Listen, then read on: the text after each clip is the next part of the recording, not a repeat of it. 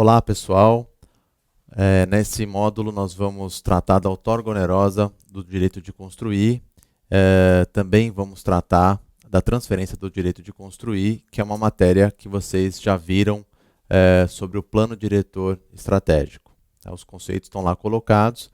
Aqui a gente vai olhar mais especificamente a forma de calcular, a gente vai avaliar uma questão mais aplicada desses instrumentos. Bom, a primeira coisa que eu acho importante nós destacarmos é que o próprio Estatuto da Cidade ele veio regulamentar a outorga onerosa e veio definir a necessidade de existir uma contrapartida pelo potencial construtivo que for construído acima do CA básico. Imagino que isso tenha sido abordado na aula sobre o Estatuto da Cidade, mas eu acho importante nós termos a noção de que o direito de construir ele é um bem público. Ele não é um bem público de uso especial, nem um bem de uso comum do povo, mas ele é um bem público passível de concessão. E sempre, então, que ele for concedido e gerar algum tipo de valorização, é necessário, então, adequar a infraestrutura e é em função disso que a sua concessão ela é onerosa e existe uma contrapartida para isso. Essa é uma noção básica que está colocada na aula que vocês tiveram sobre a outorga onerosa, lá o artigo 117 do plano diretor, talvez até os artigos que antecedem a fórmula de cálculo da outorga, eles estabelecem que o bem público, o potencial construtivo adicional, ele é um bem público dominical e passivo de concessão da prefeitura. Esse é um conceito importante de início que eu acho que a gente deve considerar. Como que funciona a outorga onerosa? De uma forma bastante simples e básica, a outorga, o plano diretor ele define o quanto que se pode construir numa determinada zona da cidade, e a outorga, então, ela possibilita que se construa acima do CA básico, se construa até o limite do coeficiente de aproveitamento máximo, desde que seja cobrada uma contrapartida do empreendedor, pelo responsável por esse acréscimo de área construída adicional, ou de potencial construtivo adicional. E, geralmente, esse recurso ele vai para um fundo municipal, que esse fundo ele vai recebendo os recursos que vêm de vários outros empreendimentos implantados na cidade, ele junta esse recurso e aplica em melhorias urbanas. É muito importante, pessoal, destacar que esse fundo ele não pode destinar os recursos para o custeio da administração municipal, mas sim para melhorias urbanas, é o que está no artigo 26 do Estatuto da Cidade. Então não podemos, novamente repetindo, utilizar o recurso da outorga para custeio.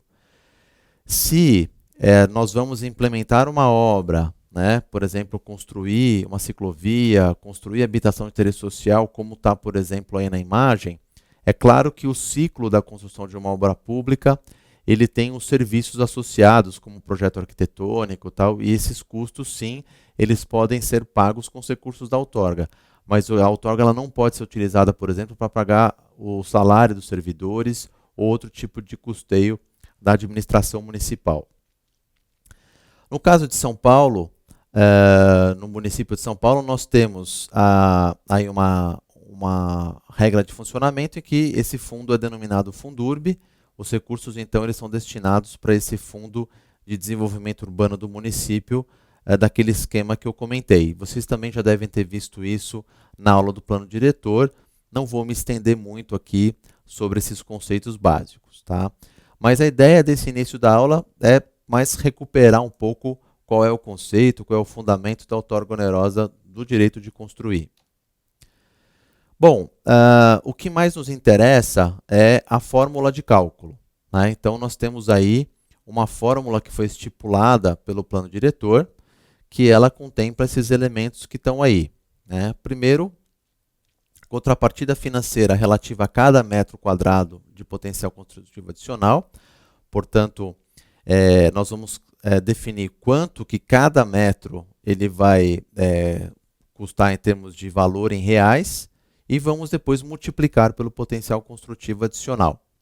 Então, esse C da fórmula, que é a contrapartida financeira, ele é a derivação da divisão da área de terreno pela área construída computável total pretendida no empreendimento, vezes o valor do metro quadrado do terreno, que não é a planta genérica de valores, como era na lei antiga do plano diretor de 2002 e na lei de zoneamento de 2004, mas agora esse valor ele deriva de um cadastro que ele consta do quadro 14 do plano diretor estratégico.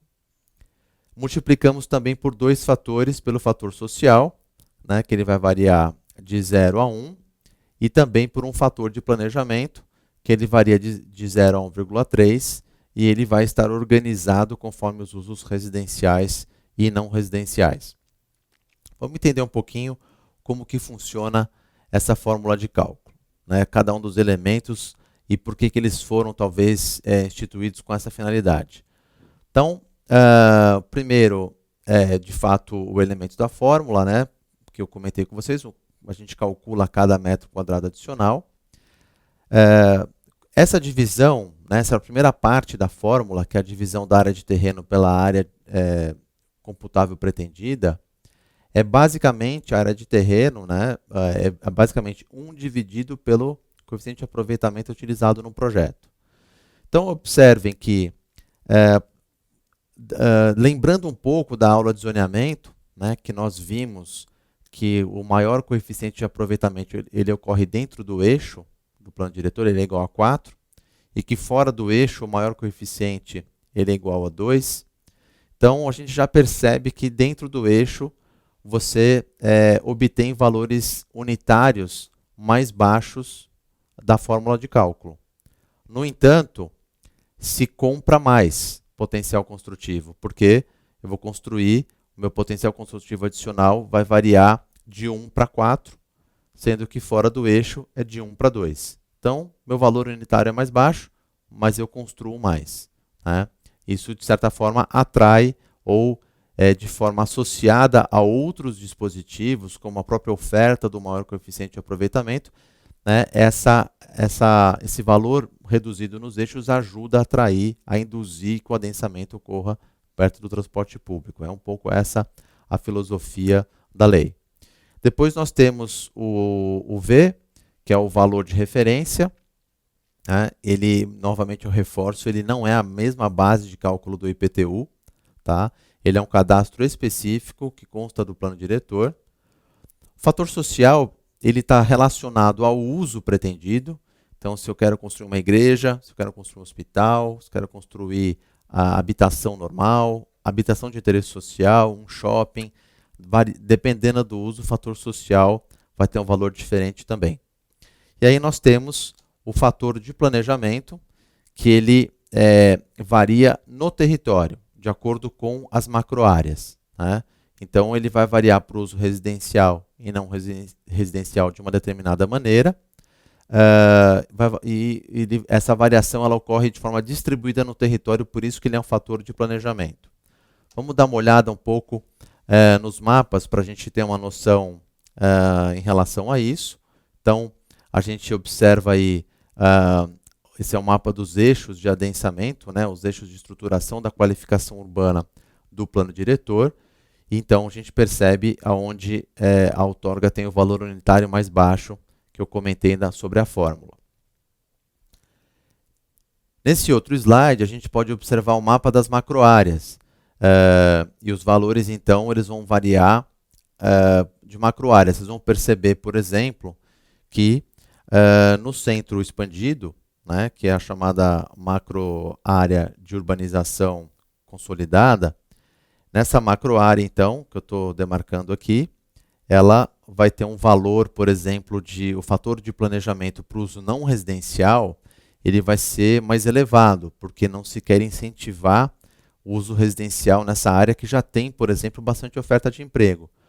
Mas, por outro lado, é importante a gente incentivar, né, o uso não residencial na região leste da cidade, porque é uma região que tem baixa oferta de empregos. Então, a outorga ela não vai resolver esse assunto, mas ela vai contribuir para induzir que os empreendimentos residenciais têm uma facilidade a mais para se instalar nessa região que tem baixa oferta de empregos. Tá? Então, essa é um pouco a lógica de valoração do fator de planejamento. Essa é a tabela do fator de planejamento do quadro 6 do plano diretor. Então, a gente percebe a variação dos valores, o fator de planejamento para o uso residencial e para o uso não residencial, que eu havia comentado.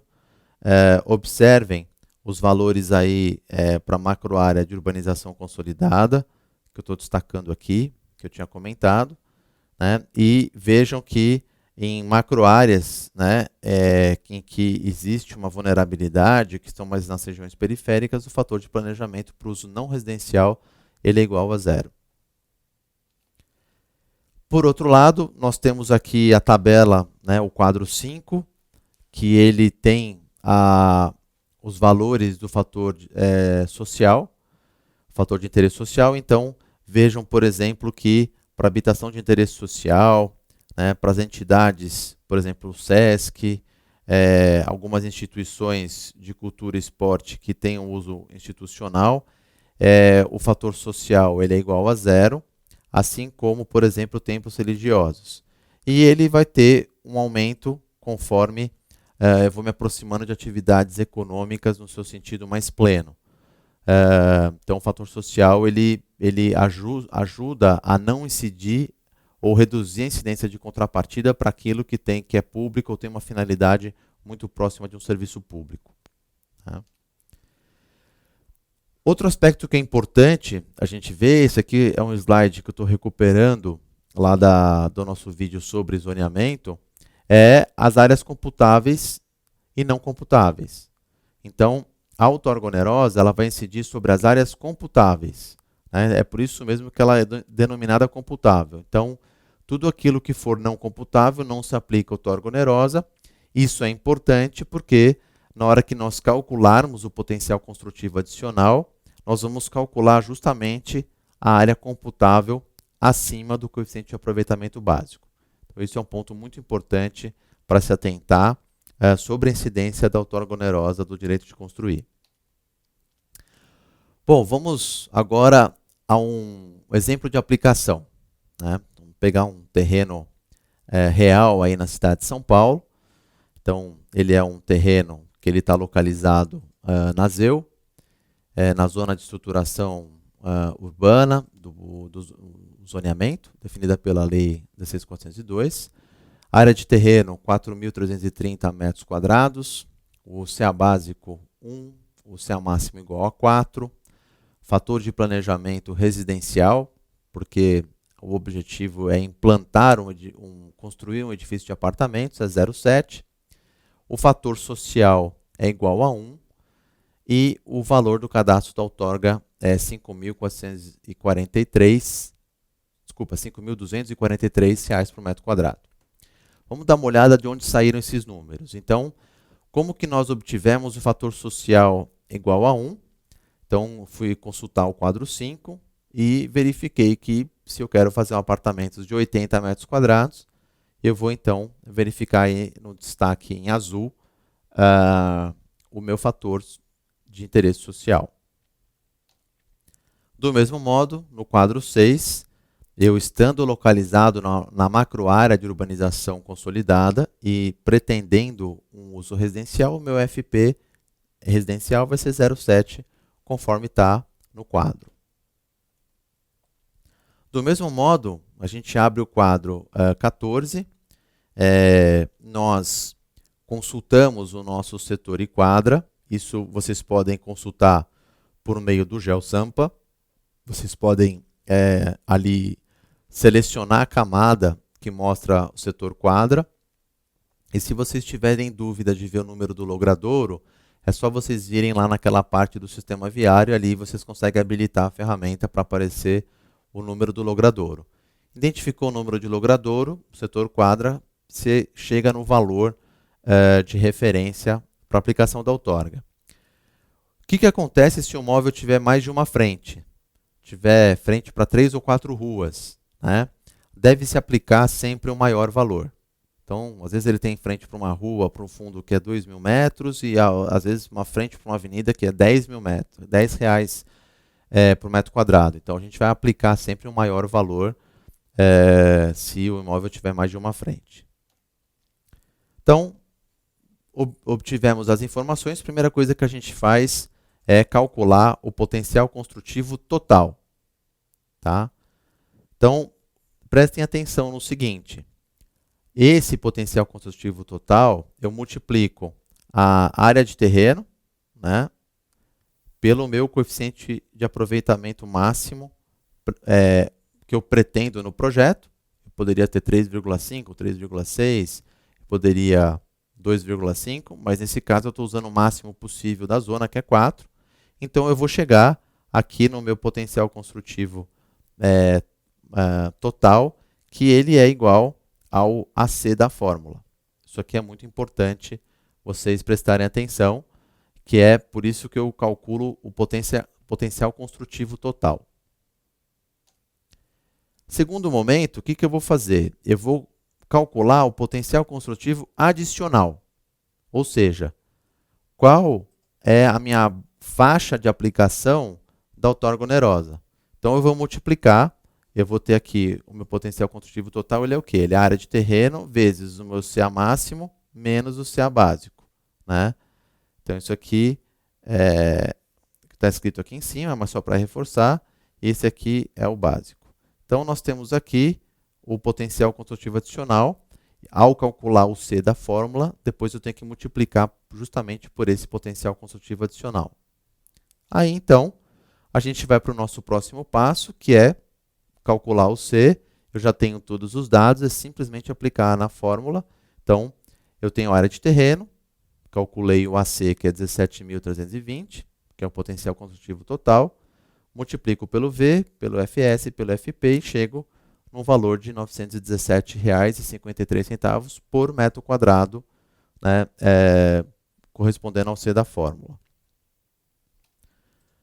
E por fim, então eu multiplico o valor do C, que foi calculado, né, multiplico pelo potencial construtivo adicional e chego aí no valor da contrapartida financeira total a ser paga pela utilização desses 12.990 metros quadrados, que são justamente o potencial construtivo adicional. Então, é assim que se calcula a outorga onerosa do direito de construir. O que acontece quando nós temos um empreendimento que ele tem dois usos, ou uso residencial e não residencial no mesmo lote?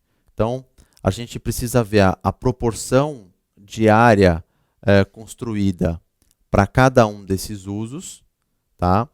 E nós vamos fazer o cálculo de dois Cs diferentes para calcular a contrapartida financeira. Nós vamos calcular um determinado C, eu vou utilizar fatores de planejamento diferentes, que vai ser para o R, por exemplo, residencial, e eu também vou utilizar o fator de planejamento NR para o caso do não residencial. Ou, por exemplo, se eu fizer uma HMP e residência de alto padrão no mesmo lote, vai variar o meu FS, então eu vou calcular, vou ter dois valores de C. Depois eu vou multiplicar esse valor de C pela área construída computável adicional de cada um dos usos. Né? Então, vou ter aí dois tipos de contrapartida financeira a ser paga quando eu tiver ocorrência de mais de um uso no imóvel. Então, basicamente, são essas as informações para a aplicação da outorga. Caso haja alguém esteja aí em algum concurso público, né, para aplicar, por exemplo, uma fórmula de cálculo, já tem essa noção, né, porque de repente pode cair um exercício, eventualmente possa cair um exercício que tenha um cálculo de outorga. Eu acredito que, se isso acontecer, seja algo simplificado, mas está aí um exercício para a gente poder refletir sobre isso e ter um aprendizado mais básico. Era isso que a gente tinha para falar, dialogar aqui sobre a outorga onerosa, e qualquer dúvida vocês podem encaminhar aí por e-mail para a gente continuar esse diálogo. Até breve.